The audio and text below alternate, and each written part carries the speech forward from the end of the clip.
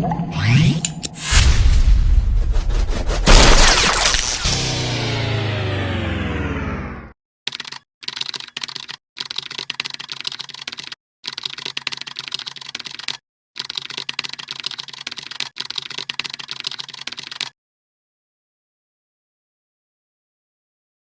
you 3,000. And Habak 3,000 from UAE. Love you 3,000. Tiamo 3,000. Para kami dahil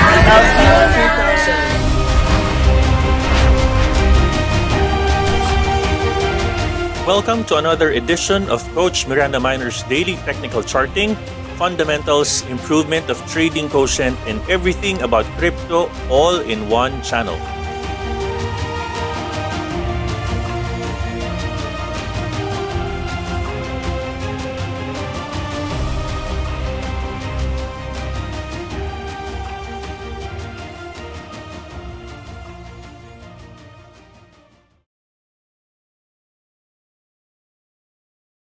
Hey everyone, this is Coach Miranda Miner and welcome to our recording for a Monday cryptocurrency technical analysis, fundamental analysis, and everything in one channel. Gusto ko lang i-share sa inyo on this particular video yung ating regular na meeting with the mentors kung saan kami po ay nag-uusap-usap on a regular basis on what do we think of the market and what are the things that we need to consider. I would like to inspire you na bilang isang trader, kailangan nyo rin ng ganito. It's important na meron kayong group that is allowing you to sharpen your saw and calibrate yourself. So, look into this next video for you to be inspired. And of course, pagkatapos ng snapshots na ito, look for, we're going to be discussing about the market today, Monday, at pag-usapan natin ano ba yung mga antay natin mga good changes, and the things that we need to be reminded of. Alright, so samahan mo ako within our video today and let's start.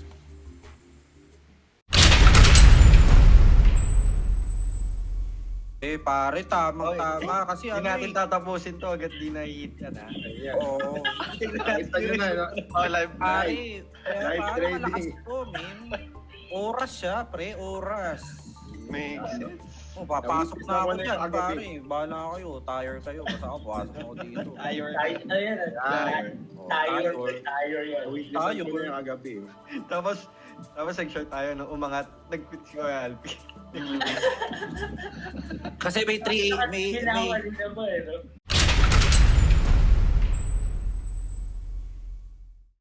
Here, you remember this? Let's talk about, can you guys see my screen? Yes. Okay. Yes, Coach. Ito na, di ba? So, inflation drives interest rates higher. Interest rates dictate the strength of the economy. Pag mataas ang interest rates, di ba, people will not buy. It will affect the earnings of the corporation. And on the cost perspective, if they did not factor in inflation, kung hindi matamaan ng revenue nila, tatamaan yung cost line nila. Mas malaki ang presyo ng mga gamit ngayon. Mas malaki because if you're buying through credit, mas mataas ang credit terms. If you're buying your computers through credit line, mas mataas ang credit terms ngayon and you need to factor that to your costs. And now if the earnings are lower, it will cause the price of the stock to rise and fall. Ganun lang talaga, paikot-ikot lang yung market na yan. That's how it works. So, pag nag-dictate ngayon, kabaliktaran, if the market says, if the Federal Reserve says, okay, we're going to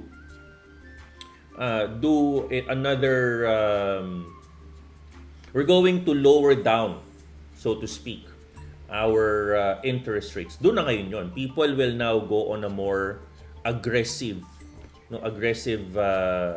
instruments like equities. Ano ba yung mga equities na yan? These are your Amazons, your tech stocks. These are your aggressive ones. Kaya nga sabi sa mga analysts ngayon, sana wag bitawan lahat, wag mo bitawang buong market, because if the institutions will take lead on letting go of their positions, this will cause a downfall of the stock price. And of course, it will recover again.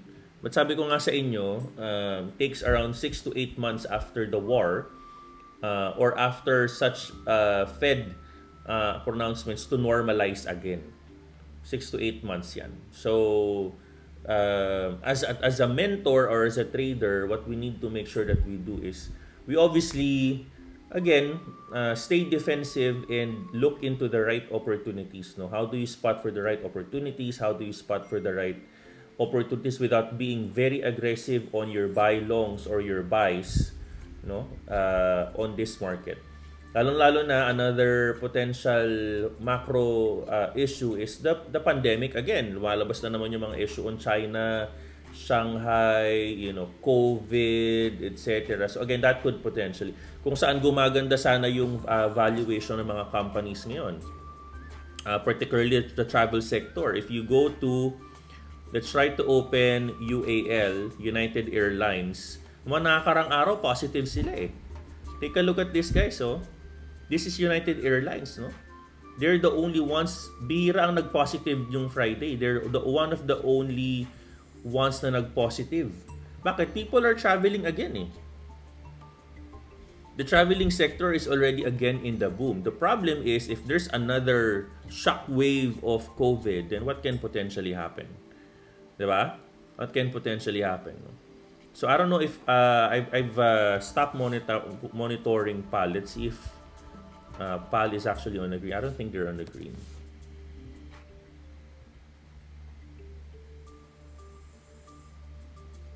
They're on a so-so price. Alam mo ba ang PAL galing sa $13? 13 pesos yan, guys. 14 pesos pa nga yan, ng mga 2020. 14 pesos pa yan. Ayan, mababa siya ng 14 pesos. So. Kita nyo to? Tapos bumaba na siya because of the pandemic. Diba? Even Cebu Pac, mataas ang ano niyan. When PAL closed, tumaas-taas sila ng konti.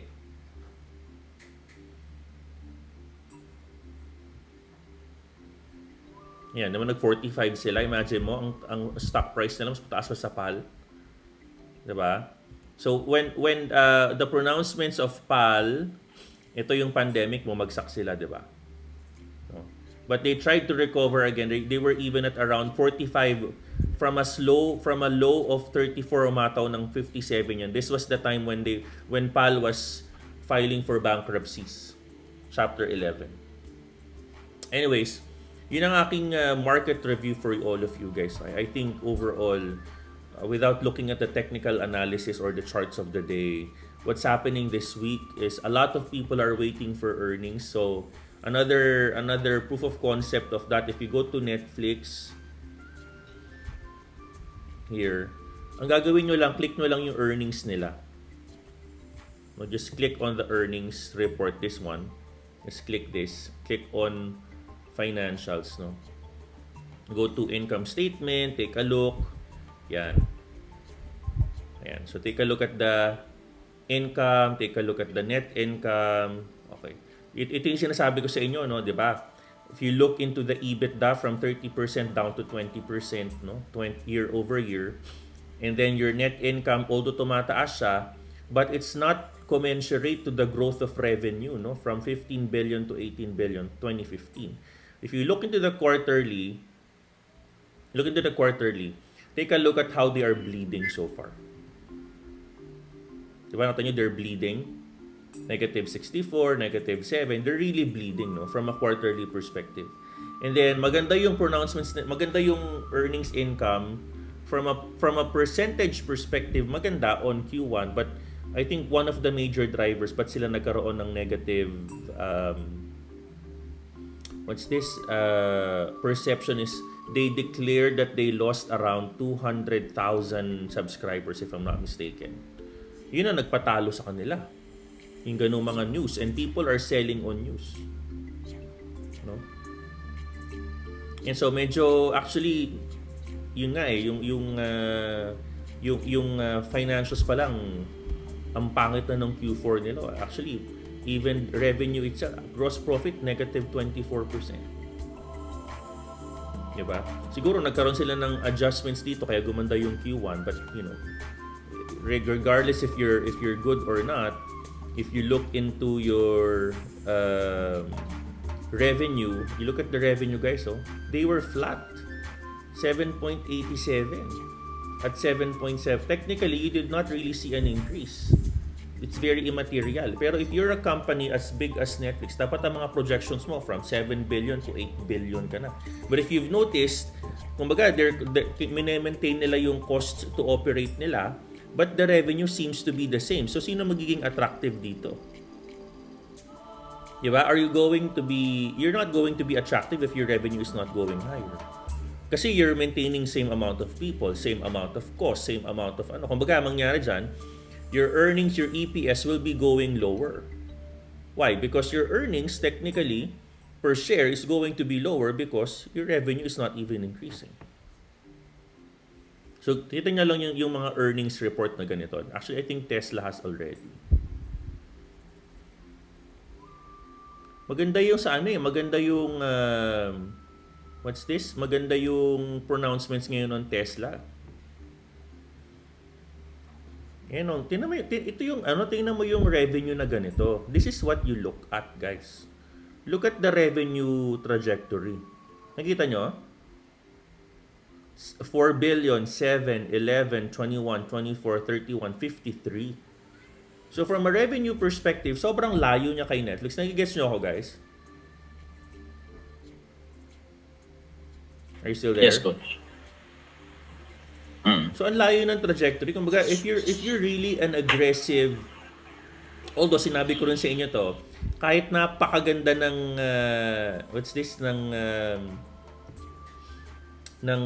revenue ng tawag dito ng Tesla, ang dami rin nilang costs. Pakarami nilang costs. Ayan, nakita niyo yan, no?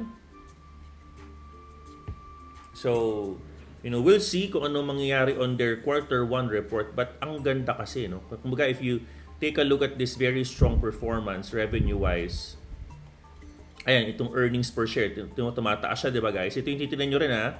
Yung EPS, no? As a market spectator, if you are a trader, titingnan mo din yung EPS mo, yung earnings per share mo. Kasi kung ikaw yung shareholder, let's say you have 2 billion shares, from 1.62 tumaas ka ng 2.29. So ano ibig sabihin nun? The value of your shares is already 2.22x, 2.29x. Of course, everyone fell on the well, not everyone, but on quarter 1 of 2020, nagkaroon ng red lahat. Okay? So, that's it for me today. I hope I was able to give you a little bit of the market summary, mentors, that will help explain kung bakit minsan or kadalasan itong market na to, if you think about it, bakit nagre-red? Why is the Asian market red? The Asian market, Shanghai negative 2.15%. Bakit siya nagre-red, no? I mean, dami. Ito pa, yung mga headlines ngayon. What's next for the stock market? No, what do you mean by Fed being hawkish? They want to increase interest rates. So everyone is trying to wait. Kumbaga, if you go in a room, titingin ng lahat ng tao. Ganun yung mga nangyayari ngayon. No? People are actually trying to kind of mellow it down a bit. Diba? So we'll see later on if the Europe market will open around I think we're 8 hours ahead, so 8, 9, 10, 11, 12, mga around 4 to 5 o'clock the European market will open. If it becomes red, most likely US will become red. Okay, back to you guys. Nandiyan na ba si Kuya Dan? Nandiyan na, coach. Alright, I hope na-inspire kayo doon sa mga snapshots na yon, no? So we regularly do that once a week, and sometimes we even do that more than once, no? Really just to share our insights and knowledge about what the market is and where the market is going. So a little bit of a quick discussion ngayon, no? Monday, we're starting the market a bit off Actually, the Asian market is bleeding. Asia Dow is at negative 2.05, Nikkei at negative 1.67, the Shanghai Index at negative 2.71, medyo malaki.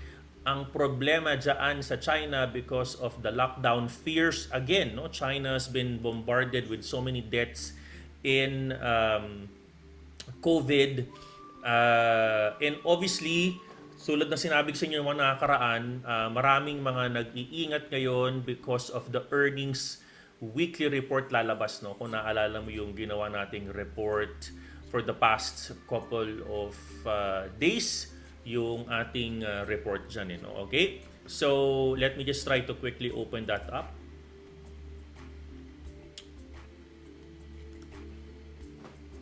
Yan. Kung naaalala mo itong report na to last weekend, yan. So we actually spoke about the reports to be coming out today up until the next couple of days. So dyan nag-iingat ang ating mga investors from a China, Asia, and Europe perspective. Bakit nag-iingat? Because of this, no? Itong graph na ito. No? So from a graph perspective, you will see here that tumataas ang inflasyon, may mga cost na hindi na-factor in, kaya ang earnings report, ini-expect nilang bababa ito. Kaya karamihan sa mga papalabas pong mga reports, they're being very, very conservative. And of course, in-explain ko din sa mga mentors na, ang mga traders at mga investors ngayon, they would capitalize on the rising interest rates on government bonds, diba? Versus putting it on equities. Okay? So, and of course, yun, diniscuss din natin dyan. Pinag-usapan po namin ng mga mentors kanina yung takbo ng ating Bitcoin. Yan, yung takbo natin. Gumagawa po ito ng right hand tulad ng mga nakakaraan. No? Nung April 18, there was actually a right hand na ginawa. Na pinasok din po natin yan from here to here. From here to here, nagkaroon ng confirmation candle. Of course, we do the Heikinashi candles here. Nung umakyat siya ng umakyat, okay, nung umakyat po ito ng umakyat, paakyat siya ng paakyat. Obviously, nagkaroon ng correction line dito. Bumubuo ulit ng another right hand. In fact, nagkaroon ulit ng bounce on 38,618 area. But the problem is, I don't see much of a volume here. So, ini-expect natin pagkatapos yung gumawa ng ganitong selling volume, umakyat siya ng magandang buying volume. Sana itong gumawa din ng magandang buying volume para itong bounce na to, it makes perfect sense. No? Itong bounce should be making perfect sense kapag ito ay gumawa ng magandang volume or a buying volume pagkatapos yung gumawa ng right hand. Of course, kasi meron itong right hand. No? If you look at this one, may right hand pa din itong ginagawa on this area. Diba? So you will notice that. No? So at the end of the day, maganda yung binubuo ng market. But we need volume. No? We need volume and we need a good MACD volume to confirm the buying signal. Parang ganito, nagkaroon ng magandang buying volume. Kita mo naman yan. Buying volume and then buying volume. Paakyat. No? Alright? Yun. And then, panoorin mo yung aking video na ginawa nung Saturday. And doon lahat, no? Mauunawaan mo ng mas mabuti yung ating ginawang discussion on the market. Okay? So, for this week, inaasahan po natin that the market will be giving us a little bit of a consolidation and a very conservative trading day, primarily because unang-una, ang ating market is actually on a fear, uncertainty, and doubt. Bukod dyan sa China lockdown issues, of course, yung earnings report na papalabas. Asian market is down. I'm expecting Europe to be down as well, and it could also mean a downward slope for the US market. No? Mamaya, I'm going to have a live together with the members. If you would like to become a member, please don't. Please, it's voluntary. Hindi po ito it's really purely voluntary. It would like to join. I normally have my Monday meet and greet with the members. All right, I will see you there, and I'll talk to you very, very soon. Maraming salamat kay Miranda, and I hope that this video can help you inspire. No, nasimulan mo ang Monday ng pag-uusap. No, magkaroon ka ng kausap dyan from a trading perspective para at least kayo ay merong little bit of discussion na tinatawag. And that's very, very, very important. Alright? I'll talk to you very, very soon again. Thank you.